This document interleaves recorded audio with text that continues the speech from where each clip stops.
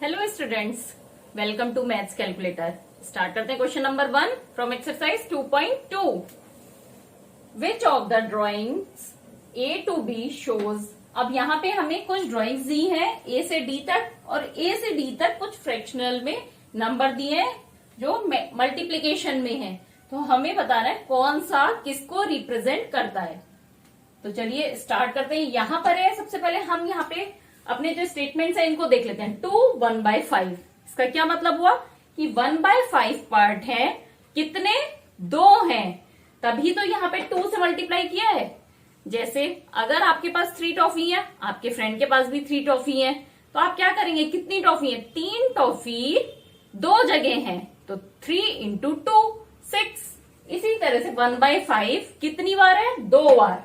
यहाँ 1/2 कितनी बार लिया हुआ है, 2 बार। 2/3 कितनी बार लिया है, 3 बार। 1/4 कितनी बार लिया है, 3 बार। तो अब हम यहां देखते हैं कौन सी पिक्चर में क्या दिया है। अब यहां पे दिया है एक सर्किल है, उसके 3 पार्ट करें, 1 2 3।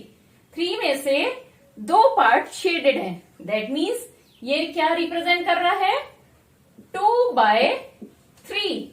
इन सब में ही सारे सर्कल्स में के 3 इक्वल पार्ट कर रहे हैं, तो डिनोमिनेटर हो गया 3, और कितने शेडेड है, 2, तो 2/3 है यहाँ। और कितनी इमेजेस है, 3, तो इसको 3 से हम मल्टीप्लाई करेंगे, तो ये 2/3 मल्टीप्लाइड 3 किससे कनेक्ट हो रहा है, इससे।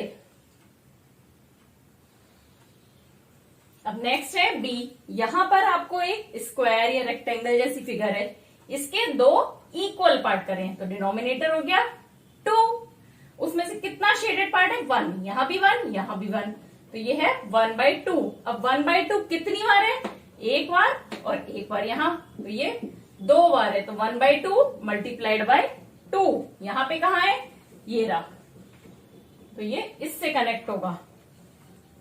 अब नेक्स्ट यहाँ स्क्वायर एक दिया है, इसके 4 पार्ट करे हैं, तो दैट मीन्स हमारा डिनोमिनेटर क्या हो गया, 4। अब कितने शेडेड पार्ट है, 1, सब में 1 है, तो मतलब हर फिगर में 1/4 है शेडेड पार्ट। और यहाँ कितनी फिगर्स है, 3, तो इसको हम 3 से मल्टीप्लाई करेंगे, तो ये कहां पर है, 3 मल्टीप्लाइड बाय 1/4, तो ये रिप्रेजेंट कर रहा है सी पिक्चर को। अब लास्ट है डी। यहाँ पे 2 सर्किल हैं, और कितने पार्ट करे गए हैं, 1 2 3 4 5, तो दैट मीन्स हमारा डिनोमिनेटर क्या हो गया, 5, और कितने शेडेड पार्ट है, 1, तो यानी कि हर फिगर में कितना शेडेड है, 1/5। अब कितनी फिगर्स दी है, 2, तो 1/5 कितनी बार है, 2 बार, तो 2 से मल्टीप्लाई कर देंगे, तो ये कहां पर है हमारा, सबसे फर्स्ट पार्ट, 2 मल्टीप्लाइड बाय 1/5। ये कॉन्सेप्ट आपको समझना बहुत जरूरी है, क्योंकि आपका जो फ्रैक्शनल नंबर है उसके मल्टीप्लिकेशन का यही कॉन्सेप्ट है कि जो फ्रैक्शनल नंबर है वो कितनी बार आया है, रिपीट हुआ है, हम उससे मल्टीप्लाई करेंगे। जैसे 1/4 3 बार आया है, तो 1/4 को हमने 3 से मल्टीप्लाई कर दिया है।